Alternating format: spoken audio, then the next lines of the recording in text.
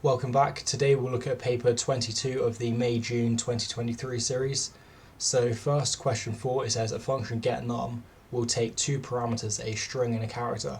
It will then count the number of times that that character occurs in the string, and finally it will return the count. And it also says, the comparisons need to be case sensitive. So for example, character small a and character big A are going to be different. Right, so let's just have a go at this. And I mean, this one is hopefully not too difficult. Basically it's just linear search, kind of going through character by character of the string. And if the current character is equal to the, parameter character, then we're just going to increment some count variable. Right, so let's go function. This will be getNum, and let's just call this maybe str. Right, that's the string. Let's say this will be toFind. This is the character we're searching for. Okay, then we'll just go returns integer. Right, and then if we think about the variables we need, one will just be a count. Right, that'll be integer. And if we want, we could also declare a current character variable. But I think here we actually just need a simple if statement. So we're only actually going to use the mid function once. So I think we can just directly use it in the mid. Right, that's fine. Directly use it in the if statement. So first then, let's just initialize this count to 0.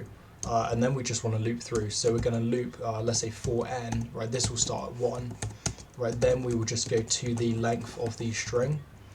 And then, here, let's just go if, and we'll say if toFind equals, and then that's going to be mid. Right here, it's going to be str, right, this is the string that we're extracting the character from. The position, we just want this to be n, and then the number of characters, or the length of the substring, okay, that should just be 1. Because on the first iteration of this loop, this n is going to be 1.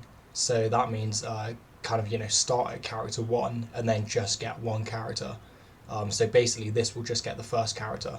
But then the next time, the next iteration, n is going to be 2. So in that case it's going to say, start from character 2 and also get 1. That's just going to get the second character.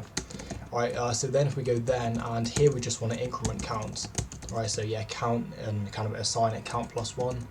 Okay, then I think we can just go end if, let's go next n, and here we should just be able to return. Let's try end function. Alright, so let's test if this works. We'll go getNum, let's try maybe hello, and we'll just search for the character L. Alright, so this should say 2. Okay, so this seems to work. And now if, for example, we make this big L, right now it should just say 1.